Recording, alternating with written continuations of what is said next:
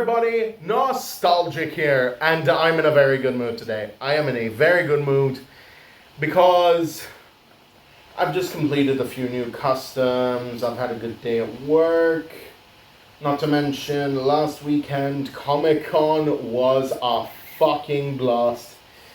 Oh man, what a time for me to be alive. Anyway. So, since I'm in a good mood today, I'm going to be recording two reactions today. This reaction and then an upcoming reaction, which is obviously for SMG4.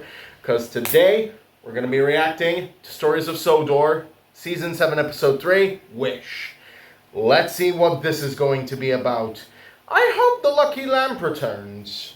You know, because we haven't seen it since the SCPs of Sodor. And I've always wondered, where has it been? Well, I hope we find out in this episode. So, without any further delay, let's begin. In 3, 2, 1, and go! Oh, I better turn up the volume. The train, for its type, is the most powerful vehicle on land. And the engines of Sodor Oh my god! A new fucking camera angle for the intro. We have not seen this in episode 1 or episode 2. I think this is to imply that Daisy is working on the branch alongside Justin, Mavis, Toby, and Percy. So, let's see how well this is gonna go. Behind the docks, industries, and branch lines that make up the world-renowned Northwestern Railway. These are the stories of Sodor.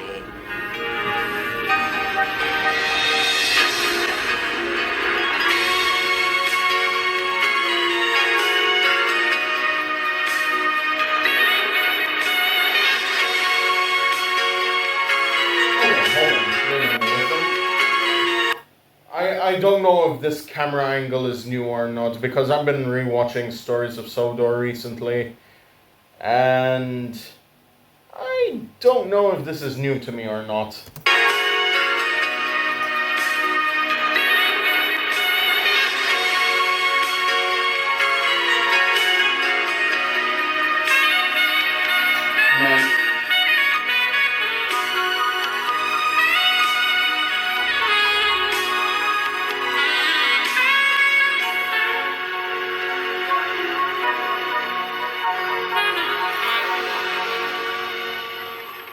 When the Farqua branch was turned into an industrial line, you may recall how most of its stations were closed, save the one at Farqua itself. That's because several locals came together to form the Farqua Preservation Society. Oh. They were the ones that organized rail tours along the branch and turned a tidy profit doing so. In fact, the FPS did so well they began expanding.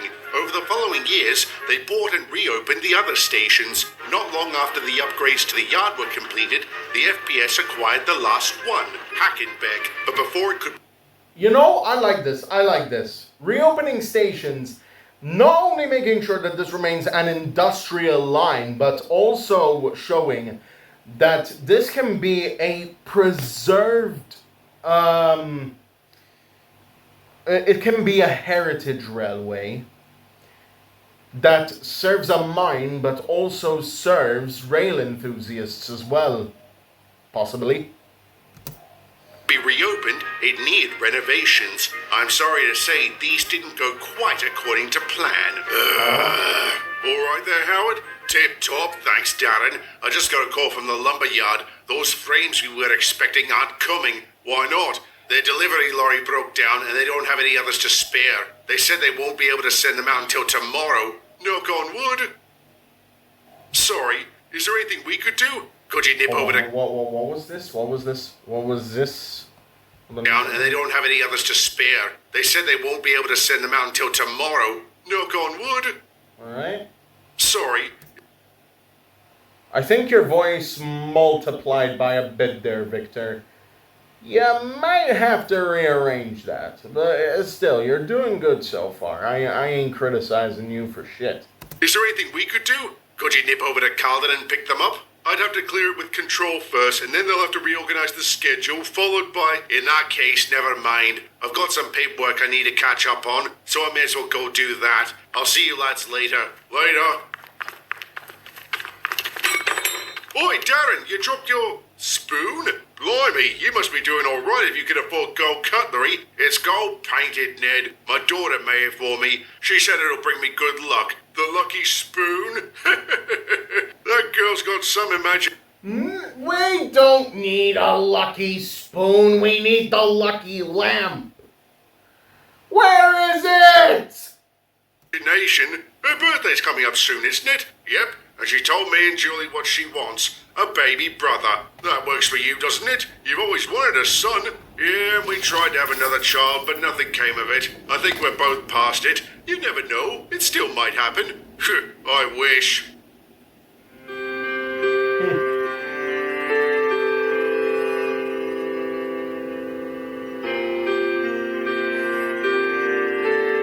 Huh? What's going on? Wait.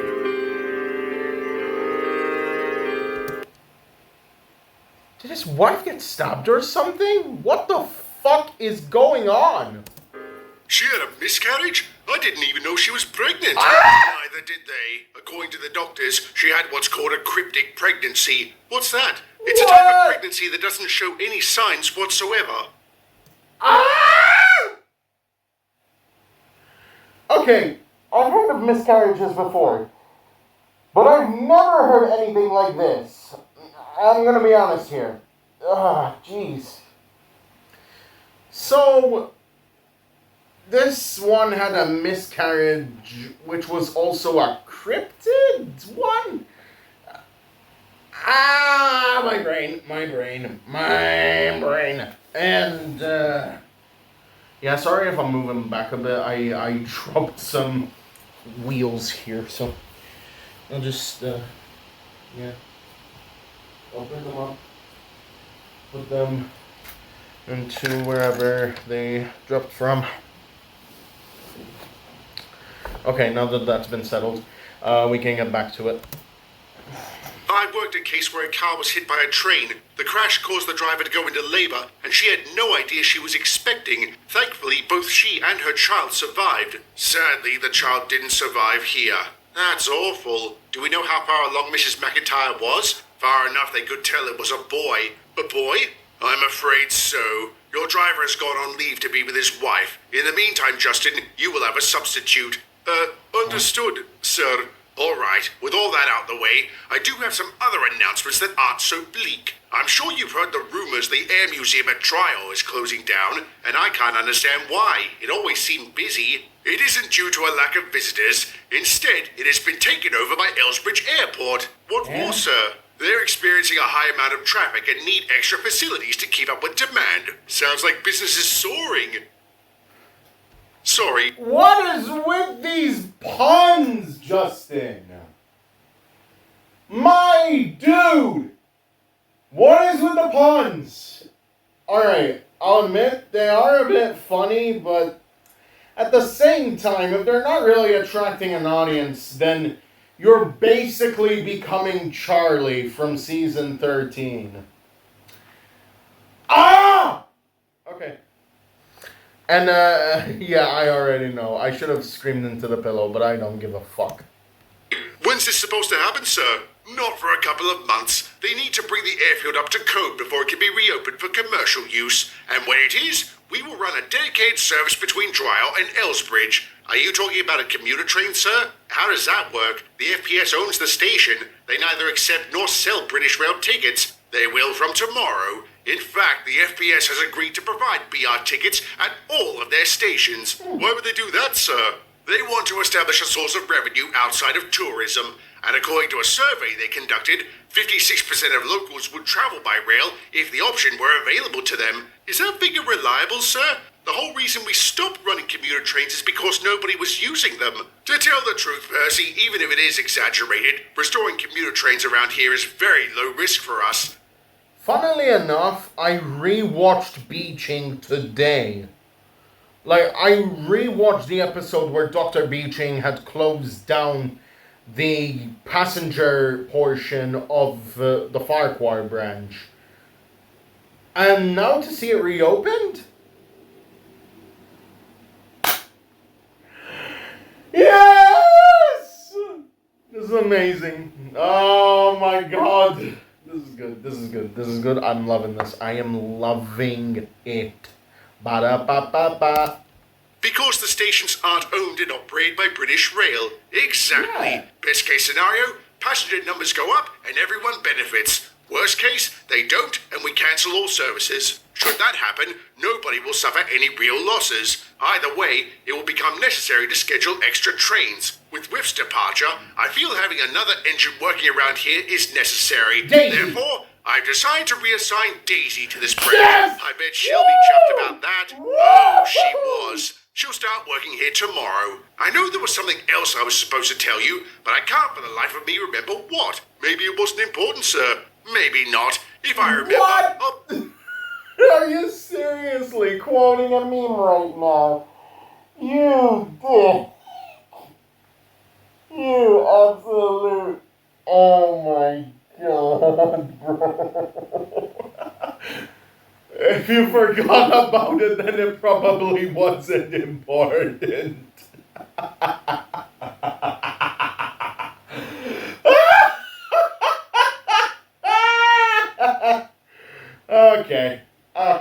Okay, I'm stalling. Fine. be sure to send you a message. Good night, engines. Good night, sir. Bust my buffers. The airfield's reopening. Commuter trains are coming back. Next thing you know, we'll be running goods trains around here again. I wish. What's wrong, Toby? You do look This is for us? Yes. Emily dropped it off an hour ago for delivery to Hackenbeck. These must be the frames they've been expecting. I thought they were going to be sent out by road. The lumberyard couldn't repair their lorry in time, so they decided to ship the client's order out by rail. Maybe this was the thing Mr. Watson couldn't remember to tell us. Who's supposed to take it? You are, Toby. All right, then. I can't believe I'm actually excited by this. Feels like ages since I took something that wasn't a rail tour or a mineral train. Hey. What about all the works trains you ran up to Farqua during the upgrade? Oh, right. I can't believe I forgot about those. At your age, it's to be expected. At least I got this far. Nothing? No bother. No! The line has lost its charm. Are you kidding me? How? How has it lost its touch? That's not fair!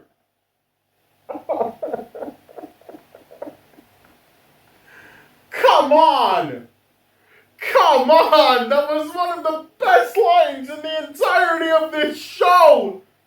And it doesn't work anymore! What?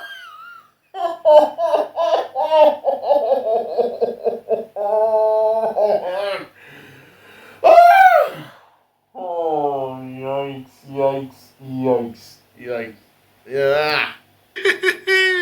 Don't worry, darling. We still love you. That's very kind of you, Daisy. And welcome to our branch line. Thank you, Toby. I'm so excited. I look forward to working with all of you. Likewise. Let's just hope that she doesn't do anything disparaging to Annie and Clarabelle again. If you need anything, just ask. I appreciate that, Mavis. There is something I would like to ask you, but later on. Alright, sure. We'll talk later. Marvelous. I best be off. Don't want to be late for my first run. Toodaloo. Nice to know I'm not the only one who's happy to help out a pretty face. Can you blame me? Not at all. That Daisy's a real rose. Sorry, I'm bad at joke. God damn it, Justin. Why are you being Charlie? Why are you being the annoying number 14 asshole we've grown to loathe and hate? Yes, you are. I wonder what she wants to talk to me about. Maybe she fancies you. I wish.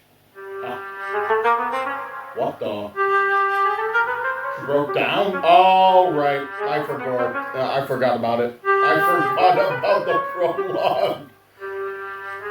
What happened? Her cooling system failed. Will she be all right? Yes, it wasn't anything too serious. Derek said she'll be out of the works in a couple of days. Hell of a way to start a new job. Too right, but some good did come of it. While I was pushing her to Maithwaite, we started talking, and you were right, Toby. Really? That's surprising. I thought she liked men, and also women. She asked if I fancied her. I said, Daisy is bi? Wow!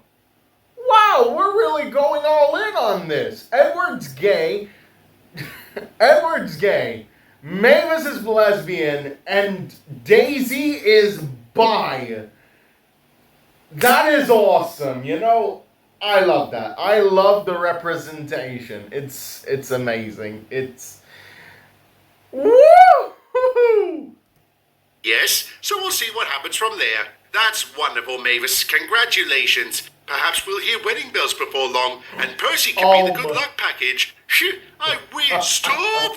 Rattling radiators, Justin. What's the matter with you? I'm paranoid, that's what. Lately, every time someone has said, I wish, something bad happens. Daisy broke down, Darren's wife miscarried, and when you tried to take those frames, Toby, you derailed. That's just bad luck, Justin. It's not like anyone is walking around with a monkey's paw in their pocket.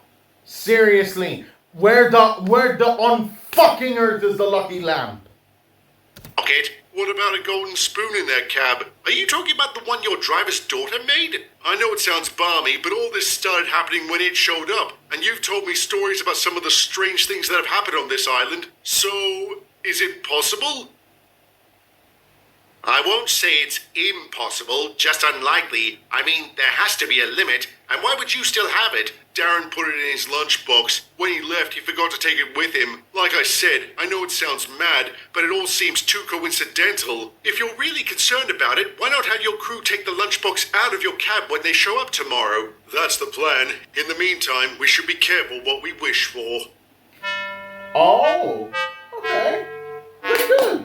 What's going on, Howard? This is a walk-off, Justin. The client hasn't paid us, so it's tools down. The FPS hasn't paid? Did they say why? They claim it was a bookkeeping error, but if I had a pound every time I heard that, I could have bought this station myself. There's no need to be so cynical. It might just be an innocent mistake. Phew, I wish. Yes, I wish that too, and for nothing bad to happen whatsoever. Alright. I'll see you lads later. Bye. Justin, my guy, you gotta be careful.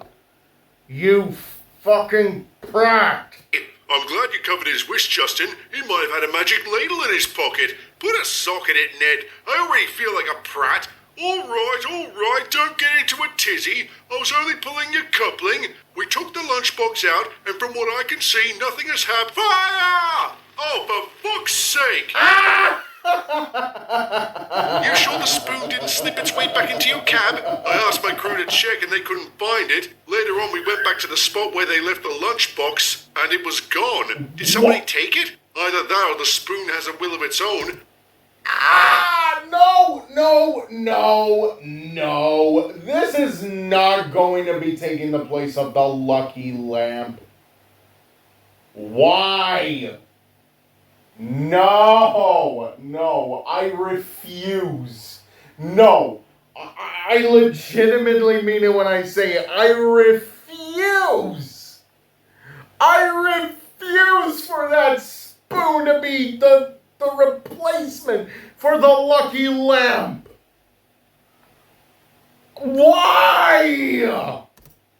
God, I sound like a complete lunatic. Only if you're wrong, Justin. Getting back to the fire, do they know what caused it? No, they're still investigating. They were able to put it out quick, so there wasn't much damage. I'm sure the arsonist will be very disappointed. Those old habits again, Joey? You don't need to be a copper to be suspicious of a fire that breaks out at a cash-strapped work site. I don't like coincidences any more than you do, Justin. It does seem a bit dodgy. Still, like I always say, a good investigator never assumes. Perhaps this was simply an accident. Phew, I wish. Oh no. You flippin' fool!